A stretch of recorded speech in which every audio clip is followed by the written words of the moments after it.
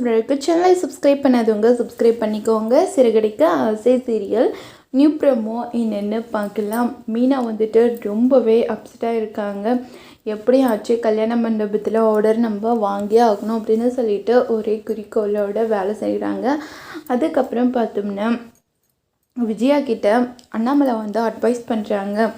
நம்ம பசங்களுக்கு கரெக்டான வழி காமிக்கணும். நாம்ளே ஈகோ பார்த்துக்கிட்டே இருந்தால் ஒன்றும் ஆக்க போகிறதில்ல. இப்போ நீங்கள் என்ன சொல்ல வரீங்க? ஒன்றும் இல்லை விஜயா, உனக்கு புரியிற மாதிரியே சொல்கிறேன். நீ வந்து ரோகிணியை நீயே பார்த்து கல்யாணம் பண்ணி வச்ச பொண்ணு மனோஜுக்கு. அவளும் மனோஜுக்கு நல்லது தான் செஞ்சான். ஏதோ எல்லார்கிட்டையும் சொல்லியிருந்தா நம்ம எல்லாரும் சேர்ந்து சந்தோஷமாக செஞ்சுருப்போம். ஆனால் நம்மக்கிட்ட எதுவுமே சொல்லாமல் அவங்களா ஒரு முடிவு எடுத்தது பெரிய தப்பு.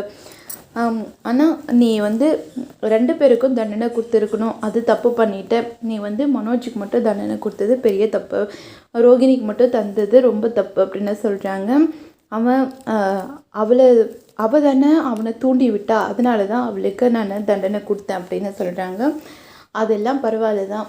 ஆனால் நீ வந்து மனோஜுக்கு எதிராக நீ என்ன வேணாலும் மனோஜுக்கு பாசத்தை மட்டும் காமிக்கணும்னு நினைக்கிற. அதே மாதிரி தானே ரோகிணியும் மனோஜ்கிட்ட பாசமாக இருக்கணும்னு நினைக்கிறா. இதில் எந்த தப்பு எனக்கு தெரியல. தயவு செஞ்சு இதுக்கப்புறமா அவங்க 2 பேரையும் திரு வழியை பாரு.